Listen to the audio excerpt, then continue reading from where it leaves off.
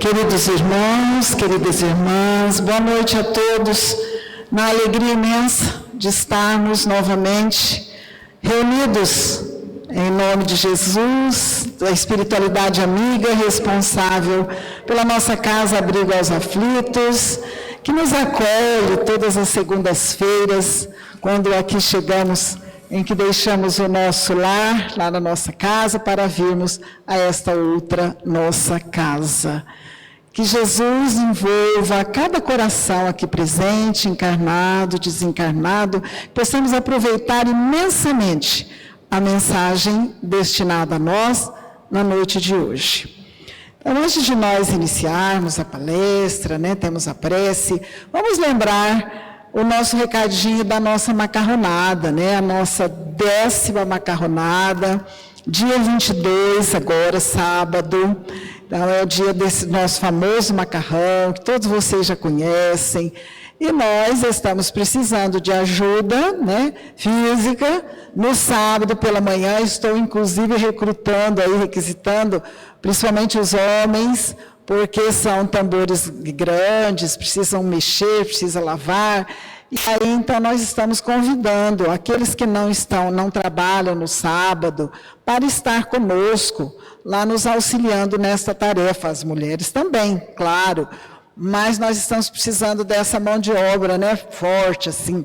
Então, nós estamos lá na Guarda Mirim masculina, ali no Rotary, na Líbero de Almeida. A partir das 5h30 da manhã, nós estamos lá. Então, nós precisamos muito de ajuda. Eu gostaria de aqueles que não trabalham no sábado, que fossem nos auxiliar, tanto as mulheres quanto os homens. É um trabalho que é rápido. Quando é 11 horas, 10h30, praticamente nós já terminamos tudo. Mas nós precisamos dessa ajuda, senão fica mais complicado, está bem?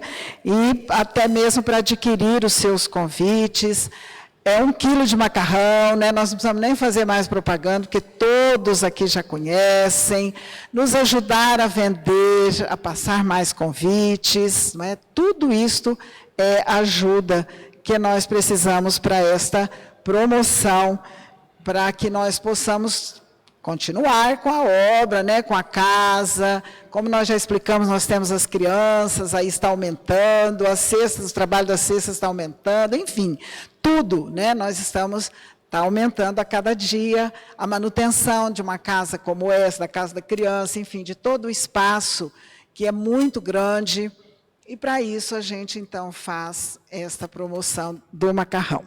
Então, nós gostaríamos de contar com a colaboração de todos. Eu vou chamar a nossa companheira Claudete, que irá proferir a prece inicial.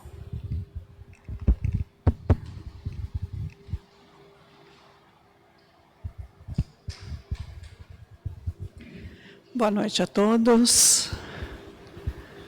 Então, vamos, neste momento, nos tranquilizando,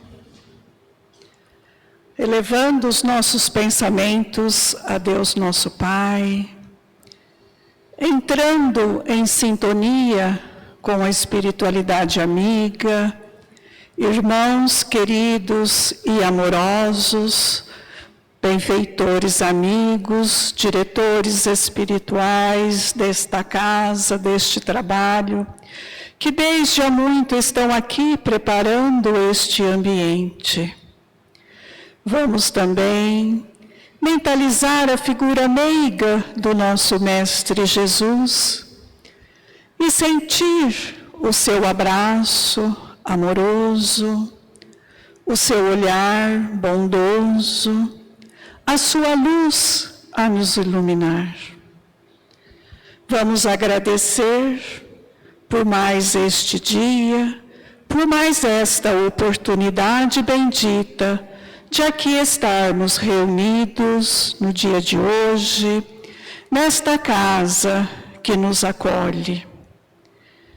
Pai misericordioso de infinita bondade, que o Senhor possa estar conosco, para que possamos assim estar em vibração de muito amor, para que o nosso expositor da noite de hoje ao falar dos ensinamentos do nosso Mestre querido, possamos assim colocar dentro de nós, nos nossos pensamentos, nos nossos sentimentos, mas que principalmente possamos levar para o nosso dia a dia os ensinamentos do nosso Mestre querido.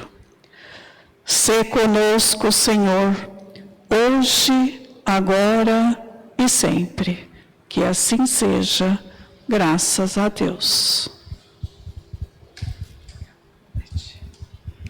Bem, meus irmãos, nesta noite nós temos o privilégio, eu digo privilégio mesmo, de receber aqui em nossa casa, Dr. Pedro Bonilha, que é da cidade de Jales. Ele dispensa apresentações, né, gente? Nós conhecemos o Pedro, todos nós, dos meios, das lides espíritas, uma disciplina imensa, um conhecimento profundo da doutrina, do Evangelho.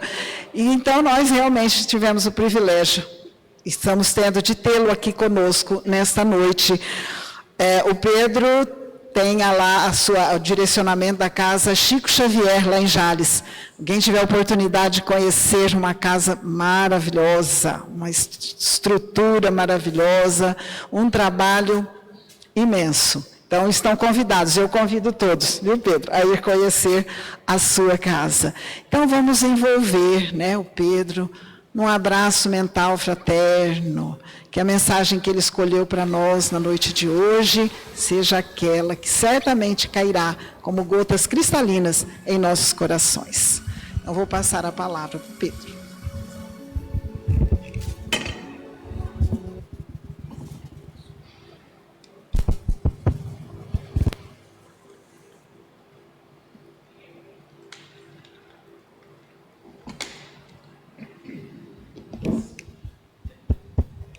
Senhoras e senhores, moços e moças, louvado seja Deus nosso Pai, o Criador, e louvado seja Jesus, o nosso Mestre, que nos permite este encontro nas terras de Fernandópolis, quando temos a oportunidade de reencontrar e rever pessoas amigas. Vamos deixar o nosso pensamento voltar para o passado, até encontrar o começo do ano 33. No trono de Roma, o império das águas dominadoras, em seu trono de ouro descansa o imperador Tibério César, com a coroa de louros na cabeça e o cetro do poder entre as mãos. Tibério é o César dos evangelhos. Roma, ou melhor, o Império Romano, tem diversas províncias, e dentre elas se destaca a província de Israel, uma das províncias mais difíceis de ser governadas, em decorrência da rebeldia do povo judeu naquela época, das intrigas, da insatisfação e sempre do descontentamento com o poderio de Roma. Flávio Marcellus é um centurião romano, e ele está locado na Judéia, sob as ordens de Pôncio Pilatos, o altaneiro governador de Israel. Flávio Marcellus tem quase 30 anos e é um centurião. Centurião é aquele que é responsável por uma centúria, ou seja, um grupo de 100 homens. E é o 6º oficial na ordem de comando de uma legião comandada por um general. Flávio Marcellus, como todo romano, é bastante impulsivo e traz dentro do seu íntimo a prepotência, o orgulho e a arrogância do poderio de Roma. Agora, sob as ordens de Pôncio Pilatos, vive na Judéia e se deixa levar por profundos questionamentos. Ele, como todos os povos da época, acreditam em vários deuses, com exceção dos judeus, evidentemente. Acredita em Júpiter, o rei dos deuses, em Marte, o deus da guerra, em Netuno, o deus dos mares e das tempestades, e em Plutão, o senhor do reino dos mortos, o governador do Tártaro. Ele naturalmente tem imensa devoção por Júpiter, evoca Marte nas suas campanhas militares, faz oferendas a Netuno quando navega pelo Mediterrâneo, a fim de que não seja surpreendido por nenhuma tempestade. Mas teme profundamente Plutão, o senhor do reino das sombras. Ora, Flávio Marcellus tem aí algumas dúvidas quanto à sua destinação final. Porque é costume na época, e ele acredita como todos acreditavam, que quando a pessoa morre, a sua alma é conduzida pelo barqueiro Caronte, no rio que divide os dois reinos, o reino dos vivos e o reino dos mortos.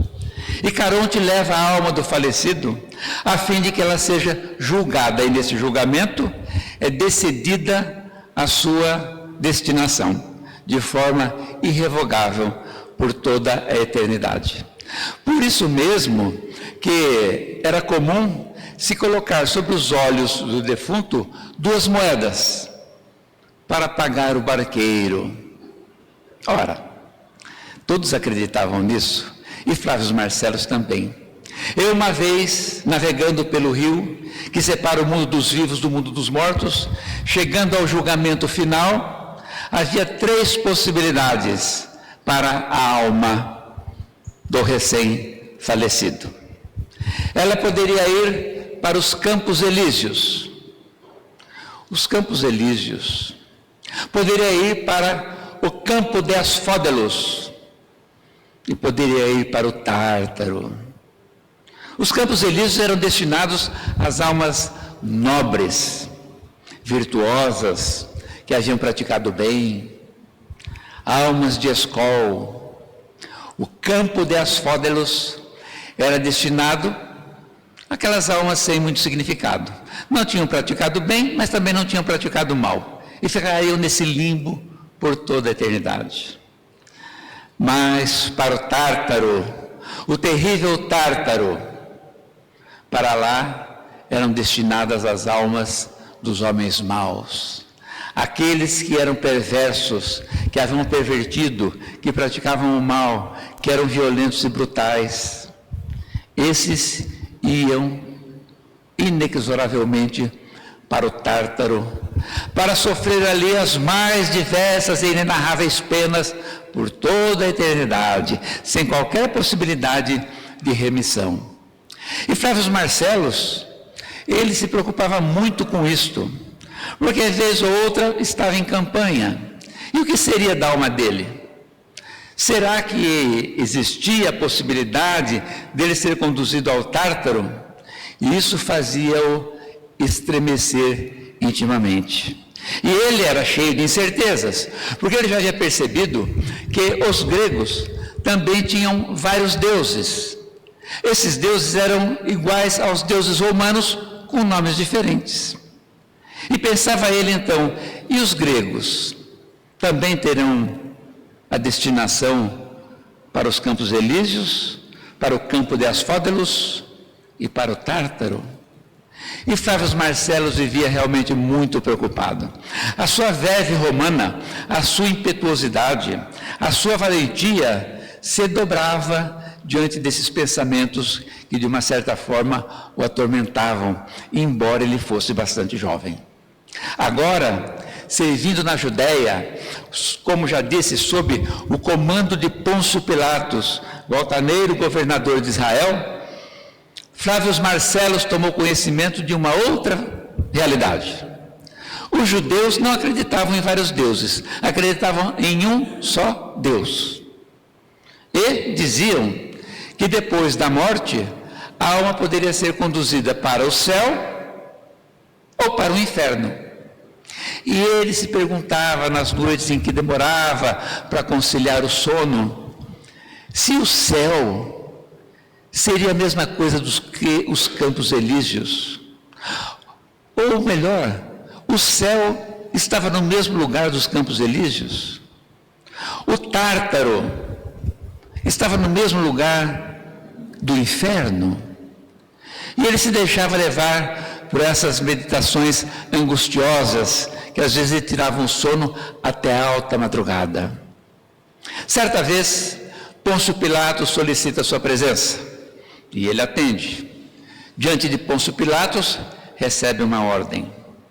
Pôncio Pilatos já estava cansado da reclamação dos judeus. Os judeus sempre reclamavam por qualquer coisa. Aliás, eram, entre aspas, extremamente sensíveis. Qualquer coisa era motivo de reclamação e atormentavam Pôncio Pilatos. Desta feita, a reclamação era de que as estradas de Israel não eram seguras. Havia muitos salteadores. Os viajantes que transitavam pelas estradas empoeiradas de Israel não tinham segurança alguma. E Roma, que dominava e subjugava Israel, tinha que tomar alguma providência. Tinha que estabelecer alguma segurança para o povo daquela pátria.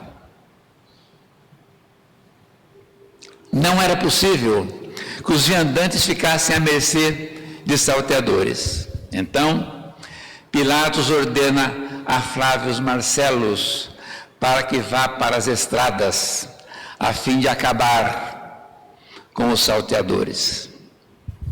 O jovem centurião escolheu os 10 melhores homens da sua centúria. E como disse, uma centúria é composta de 10 soldados, dispersos ou escalados em 10 filas, com 10 soldados cada uma delas. Escolheu os 10 melhores, selaram os cavalos e partiram numa manhã pelas ruas de Israel, pelas estradas, retificando, pelas estradas de Israel. Já estavam cavalgando há mais de 2 dias, quando avistaram ao longe um grupo de homens que caminhava pela estrada. Era próximo do horário do meio-dia, o sol quente e o vento era um vento quente que abafava a respiração de todos eles. Ventava, mas o vento trazia um mormaço difícil de suportar. Quando avistou o grupo, Flávio Marcellus esporeou o seu cavalo, os seus soldados o acompanharam e eles levantaram poeira na estrada que logo foi dissolvida pelo vento que era comum naquele momento. Aproximou-se do grupo, desconfiado, e fez as 3 perguntas indispensáveis que se pode fazer a qualquer estranho. Dirigiu-se ao grupo e disse assim: quem são vocês? De onde vêm e para onde vão? Um dos homens deu um passo à frente e disse: meu nome é Pedro, estamos vindo de Cafarnaum e nos dirigimos para Jerusalém. E por que eu devo acreditar em vocês? Já que eu estou à procura de bandidos e assaltantes que infestam as estradas de Israel. O Senhor pode acreditar em nós, porque nós estamos juntos com Jesus de Nazaré, o nosso mestre e Senhor. Flávio Marcellus ficou surpreso. Ele já havia ouvido falar a respeito do Messias da Galileia, que na visão dele era um homem estranho que realizava milagres. Ele não conseguia compreender como aquele homem podia fazer um cego enxergar ou um paralítico caminhar. Ele houvera ouvido falar dessas coisas e acreditava nelas todas, mas não conseguia compreender. Era uma coisa que desafiava o seu raciocínio lógico. E outra, o comportamento sempre pacífico e sereno daquele homem, que ele ouvira já falar tantas vezes, mas também nunca se interessou em conhecer. Mas sabendo que aquele homem estava no grupo, o seu olhar perscrutador logo identificou no meio de todos quem era Jesus. Pelo seu semblante, pela sua postura, pela mansidão dos seus olhos, pela serenidade que ele estampava no rosto.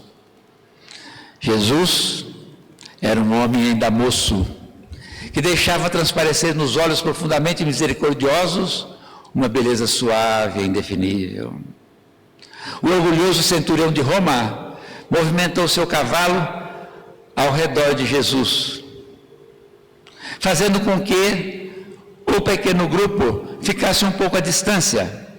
Enquanto seu cavalo circundava o mestre, os outros naturalmente eram obrigados a se afastar, para não serem empurrados ou pisoteados pelo cavalo. Os seus soldados guardavam curta distância, só observando. Flávio Marcellus, do alto do seu orgulho, foi conduzindo seu cavalo cada vez mais próximo do mestre, de modo que o cavalo às vezes esbarrava na túnica de Jesus. O cavalo estava suarento, cansado, e Flávio Marcellus continuava olhando, medindo, perscrutando o mestre de cima a baixo, enquanto o seu cavalo se movimentava ao redor do Senhor. E aí então, diante daquele homem que ele não compreendia, mas entendia que ser sábio e cheio de poderes místicos, ele resolveu equacionar a dúvida da sua vida. Parou de frente a Jesus e perguntou: o que é o céu e o que é o inferno? Jesus olhou para ele com seus olhos mansos, sustentou o olhar do orgulhoso romano e permaneceu em silêncio. Flávio Marcellus não estava acostumado a ser contrariado. Deixou transparecer um ligeiro ricto nos seus lábios e tornou a perguntar: o que é o céu e o que é o inferno? E Jesus nos respondeu. Diante da negativa da resposta, Flávio Marcellus rilhou os dentes e aí então começou a movimentar o cavalo, demonstrando profunda irritação em torno de Jesus. Em seguida, parou novamente à frente dele e já perguntou num tom orgulhoso e prepotente que lhe era comum: o que é o céu e o que é o inferno? E Jesus ficou quieto. Flávio Marcellus então franziu o sobrolho, desembainhou a espada e a ergueu. Quando ele ergueu a espada, Jesus falou: aí começa o inferno. Nessa hora, o mundo como que parou, como se aquele momento tivesse que ser eternizado na história. Os pássaros pararam de cantar, o vento quente parou de soprar, os cavalos pararam de relinchar, os soldados ficaram estáticos e mudos, assim como os apóstolos ficaram mudos e estáticos. Para que a gente possa ter a ideia, era como se o mundo começasse a funcionar em câmera lenta. Flávio Marcellus continuou segurando a espada sem poder abaixar o braço, porque tudo havia parado. A natureza havia parado. O mundo ali, naquele lugar, estava parado. Mas o centurião, segurando a espada, começou a sentir o seu braço tremer e tentou segurá-la, mas a espada começou a pesar. E então ele, não suportando mais o peso da espada com o braço erguido, vagarosamente desceu o braço e a colocou na bainha. Quando ela desceu na bainha, Jesus falou: e aí começa o céu. Flávio Marcellus ficou pensativo, olhou Jesus com um ar de espanto. Toda a sua arrogância, a sua prepotência desapareceram como que por encanto. Ele abaixou os olhos, abaixou a cabeça, ficou pensativo e, sem dizer uma palavra, começou a se retirar. Depois que estava distanciado a alguns metros, voltou-se e deu sinal aos seus soldados para que o acompanhassem. Ele desapareceu na estrada pela qual havia chegado até ali. o que é o céu e o que é o inferno. Jesus disse, quando a espada estava erguida, aí começa o inferno. E para nós, aonde é que começa o inferno? Para nós, o inferno começa quando nos deixamos levar pela amargura, pelo suicídio, pela inveja, pela maledicência, pela desonestidade, pela revolta. Revolta diante de um filho que se perde, do emprego que já não se sustenta. A revolta porque a enfermidade começa a nos atacar o organismo de uma forma terrível. A revolta diante da situação financeira, a revolta diante da dificuldade familiar. Aí começa o inferno. Ora, aonde começa o inferno para aquele que é amargurado? Na amargura que o consome. Porque ele vai se amargurando, aquilo vai se sedimentando e ele torna amarga as pessoas que estão em volta dele e dele não consegue se distanciar. Porque muitas se distanciam para não se tornarem amargas.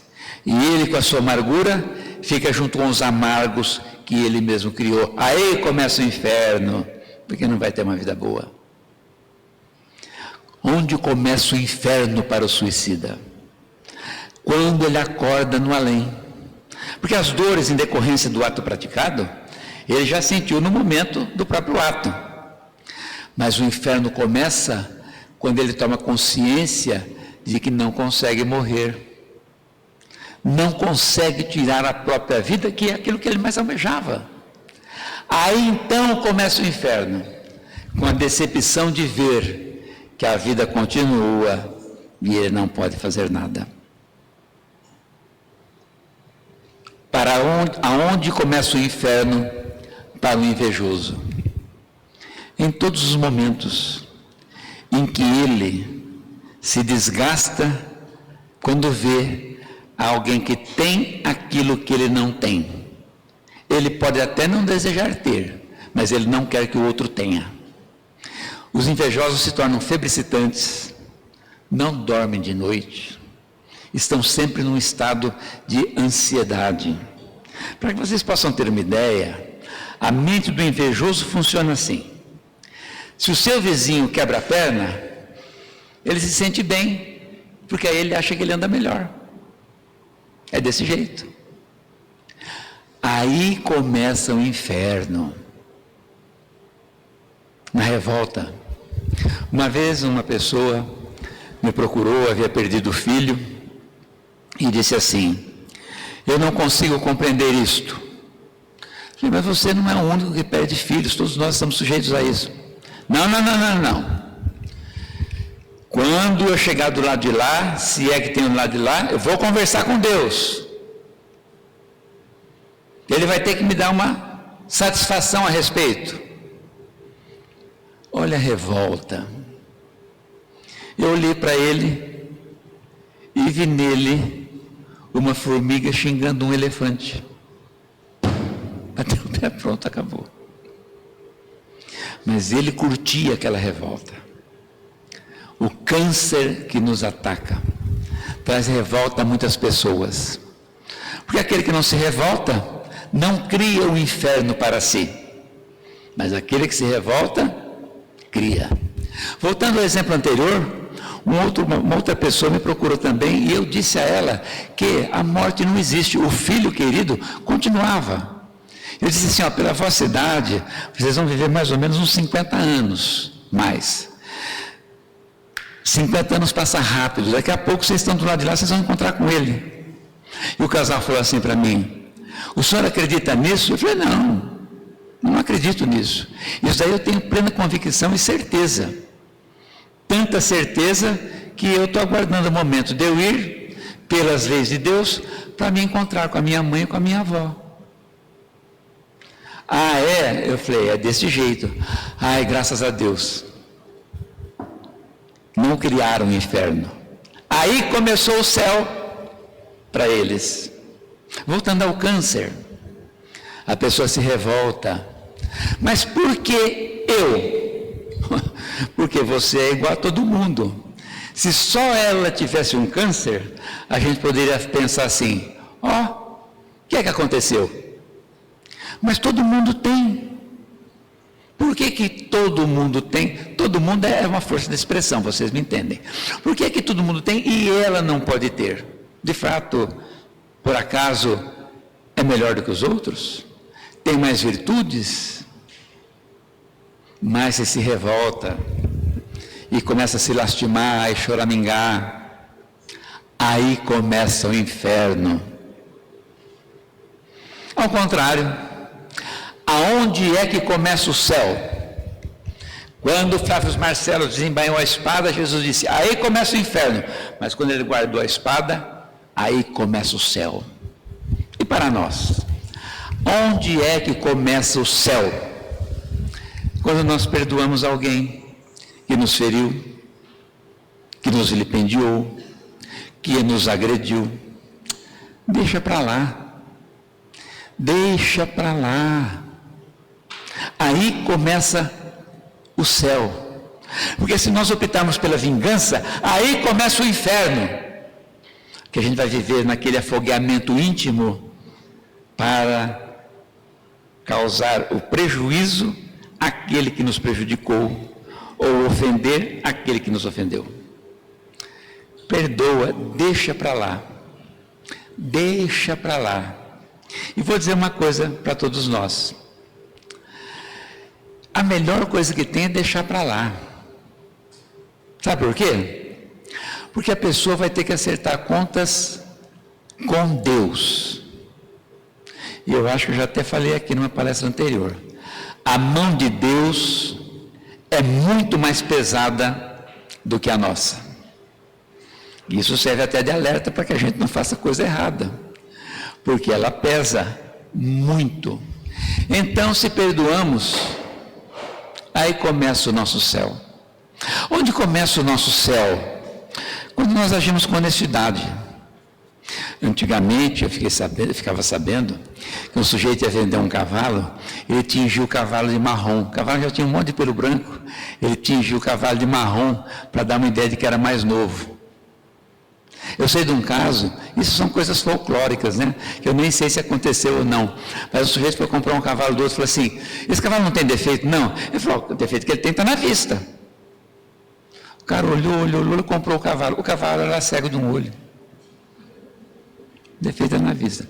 Hoje já não é mais comum isso. Hoje é comum o seguinte, o sujeito fala assim, esse carro aqui é cabeceira. Conhece esse termo, né? O carro está quase fundindo o motor. Aí ele vende, falando que o carro é bom, aí o outro vem. Existe o tal chamado de vício reabilitório no direito, que é o vício que aparece depois do negócio feito, mas que requer ressarcimento. Aí começa o inferno. Aí começa o inferno. Mas se a pessoa é honesta, aí começa o céu. Eu conheço uma pessoa daqui de Fernandópolis, vocês também acredito que conhecem. Ele uma vez comprou uma caminhonete, e a caminhonete tinha uma série de defeitos, né? Não é aquilo que ele esperava. Ele falou, não vou ficar com essa caminhonete. Pôs a caminhonete à venda. Aí para todo mundo que vinha comprar a caminhonete, ele falava todos os defeitos que tinha. Aí eu não compro, eu também não compro. Ele falou, não, você quer comprar, você compra, mas tem isso. Até que ele achou um que comprou, falou, não, isso daí para mim não é problema, daí eu conserto tudo, quanto é que você quer. Quando ele fez isso, aí começou o céu. Porque o sujeito agradeceu, não pôde fazer cobranças depois, viu que era honesto. Aí começa o céu. O céu começa quando a gente é grato aos outros. Porque a gratidão está dentro das leis divinas. Se a gente é ingrato, aquele que nos favoreceu não vai fazer nada. Mas a nossa ingratidão é registrada nos tribunais divinos, sem dúvida nenhuma. Então nosso céu começa quando somos gratos aos outros. Não é chegar para os outros e ficar se debulhando aí e se ajoelhando, e muito obrigado, você me fez isso, eu sou grato. Não. É corresponder à gratidão com atos louváveis. Porque a ingratidão também é a porta do inferno, mas a gratidão é a porta do céu. A benevolência, a indulgência são a porta do céu.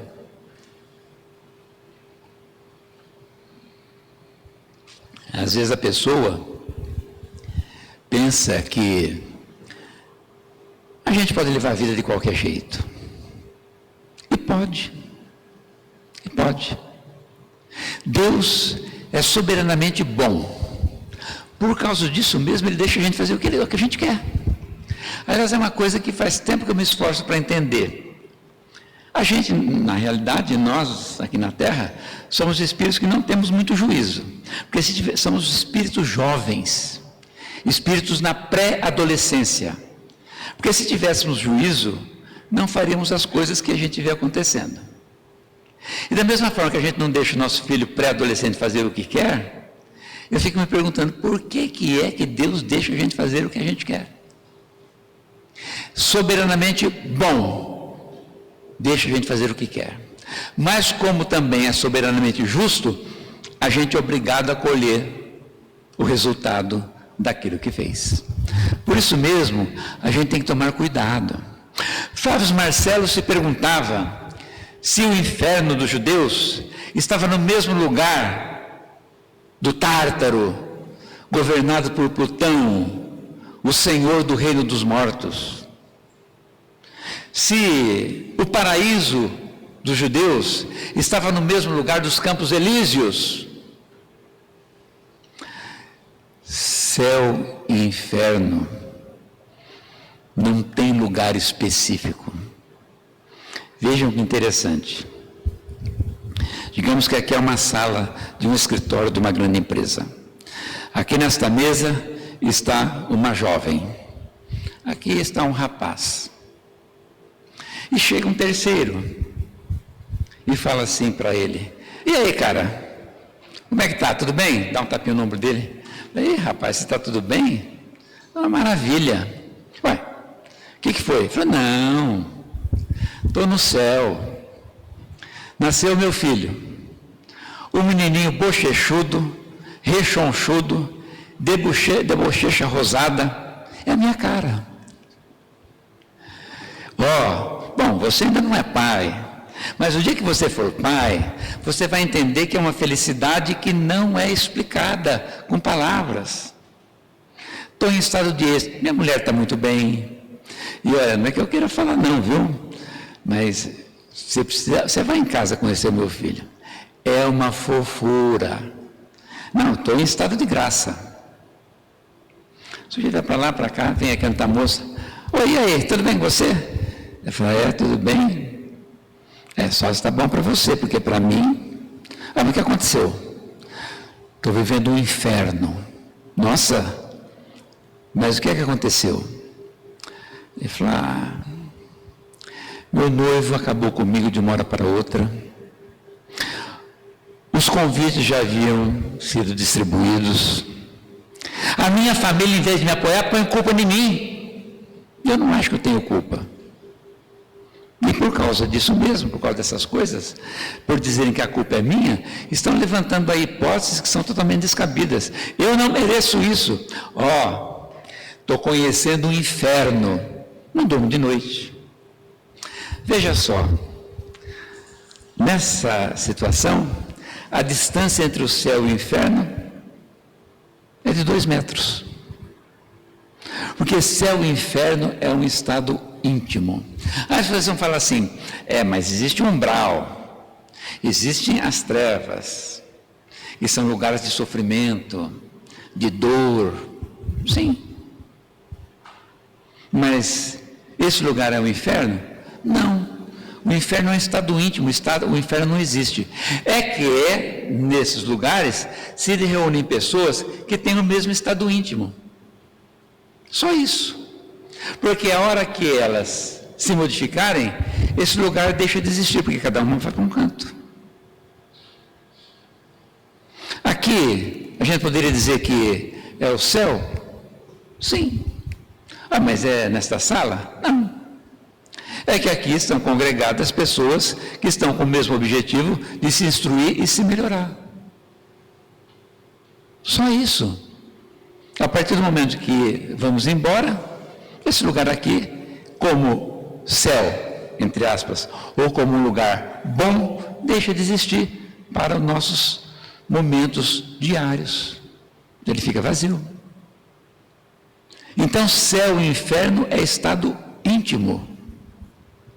Ah, mas os espíritos superiores estão em esferas elevadas. Lá é o céu, é o paraíso. Não, não é. Lá é o lugar em que estão aqueles que têm o mesmo objetivo, que têm a mesma evolução, que pensam do mesmo jeito. Porque na hora que cada um sai de lá para cumprir missão em qualquer lugar deste universo de Deus, que segundo um cientista moderno disse que no céu tem mais estrelas do que tem grãos de areia na terra, aquele lugar já não existe mais, permanece lá vazio. Dentro dessa perspectiva, nós então podemos saber se queremos para nós o céu ou o inferno. Porque o céu ou o inferno, para se viver, depende de nós. Quem quer viver no céu? Ou melhor, quem quer saber aonde começa o céu? São desses lugares que eu falei. Caridade, benevolência, indulgência, perdão, honestidade, fraternidade, gratidão, paciência. Aí começa o céu. Se nós quisermos viver no céu, é só começar por aí. Porque isso tudo nos traz paz. Agora, se optarmos pela rebeldia, pela amargura ou pela vingança, pela ingratidão, aí começa o nosso inferno.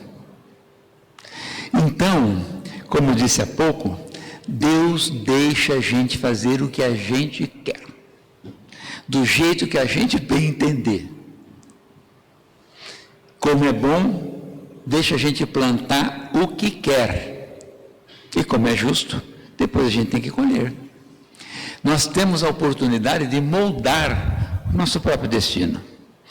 Às vezes as pessoas dizem assim, tudo está determinado nas leis divinas. Não é bem assim. Só as questões de ordem física estão determinadas. É o chamado determinismo. Mas as questões de ordem moral são indeterminadas. Porque nós temos o livre arbítrio. Hoje estava determinado para eu vir aqui? Não. Houve um convite. Vim porque quis. Poderia não vir. Hoje eu tive um dia difícil. Eu tinha duas opções. Falar assim, não vou. Ou então vou. Mas não cai uma folha. Nossos fios de cabelos estão contados. É verdade. Mas nós temos que entender que a nossa... É difícil de entender, mas a gente tem que começar. A nossa imprevisibilidade está dentro da previsibilidade divina. Os nossos atos imprevisíveis, como por exemplo, venho ou não venho, enfim, dirijo bem ou dirijo mal, posso trombar na hora de voltar, ou poderia ter trombado na hora de vir? Posso. Pode acontecer? Pode. Há uma imprevisibilidade. Eu posso estar dirigindo direitinho, uma carreta atravessar a pista e acabar com tudo. Só que a nossa imprevisibilidade está dentro da previsibilidade divina. Dentro dessa perspectiva, a gente sabe que pode mudar o próprio destino.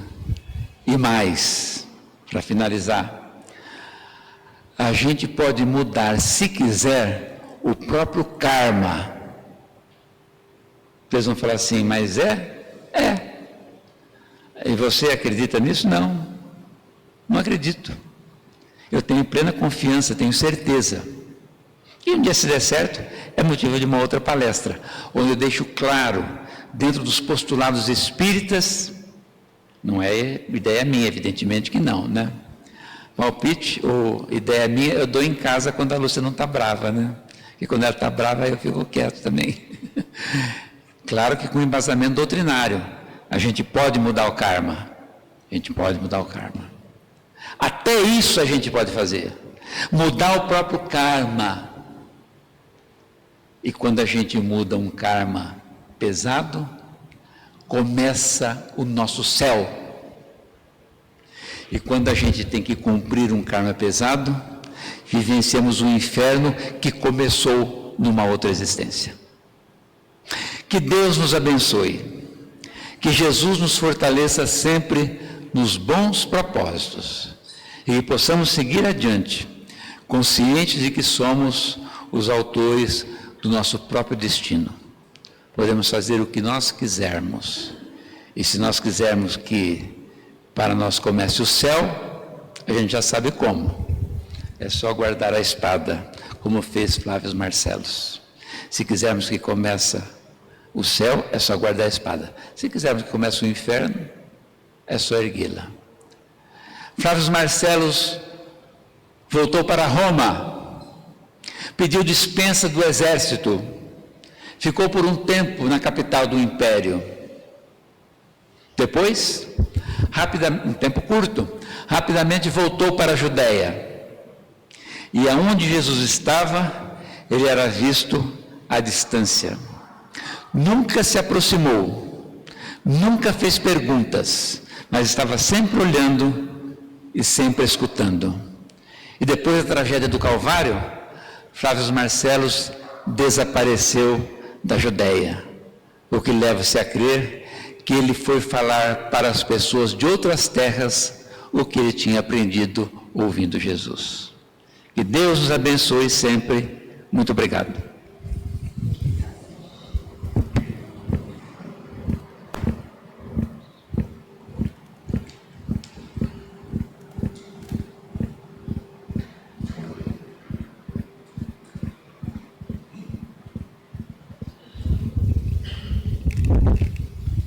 Então vamos convidar os nossos companheiros, os passistas, para que se posicione para o passe. Gostaria que todos que estão aqui no salão, os passistas, né, se coloquem para darmos início ao passe. O Pedro fará a prece durante o passe. Tudo bem, Pedro?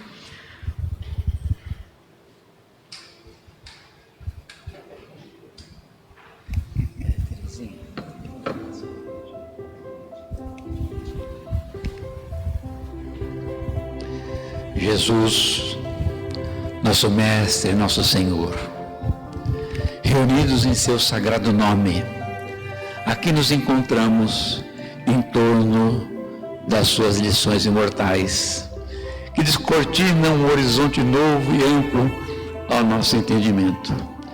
Por isso mesmo, é grande o nosso reconhecimento e a nossa gratidão por tudo que temos nesta vida, pela natureza verde, pelo céu azul, pelo trabalho que nos edifica, pela família com quem vivenciamos, pelos amigos, até pelos adversários que nos obrigam a andar com mais cuidado pelos caminhos do mundo. Por tudo isso, Senhor, somos gratos, mas em particular pela doutrina espírita, que nos renova, fazendo com que nos levantemos das sombras para a luz. Por isso é grande a nossa gratidão.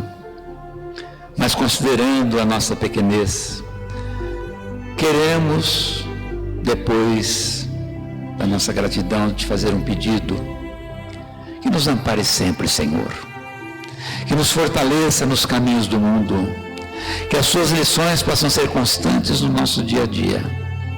E neste momento em particular, que os espíritos amigos que trabalham em seu nome nesta casa possam aplicar o passe espiritual individualmente a cada um de nós, atendendo-nos a todos em nossas necessidades, tanto físicas como espirituais.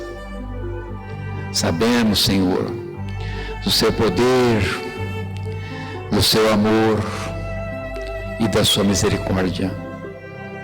Por isso, e sempre estamos a lhe pedir, porque o seu amor e a sua misericórdia é grande, e nós sabemos que somos pequenos, e sem o Senhor não iremos a lugar algum. Que os espíritos amigos deste momento que consideramos sagrado, quando as forças espirituais descem do céu à terra para nos amparar, filhos de Deus nosso Pai, o Onipotente, mas ainda longe da perfeição, neste momento sagrado, que os eflúvios do seu amor e da sua misericórdia possam se desprender das mãos dos espíritos amigos e fortalecer o nosso espírito, dilatar o nosso raciocínio e o nosso entendimento, mas também alcançar o nosso coração, a fim de que a bondade, a indulgência, a benevolência, a gratidão, o perdão em si, possam nos nossos corações fazer morada. E depois de te agradecer e de te pedir, nós queremos louvar ao Senhor e a Deus, nosso Pai, o Onipotente. E então, irmanados uns aos outros, nesta casa, que antes de mais nada, é sua. Irmanados uns aos outros, numa só voz, erguendo o nosso coração até onde a nossa vontade pode elevá-lo, dizer numa só voz: Ave Cristo, nós que aqui estamos e que procuramos aprender para servir em seu nome, te glorificamos e te saudamos, assim como a Deus nosso Pai, assim seja.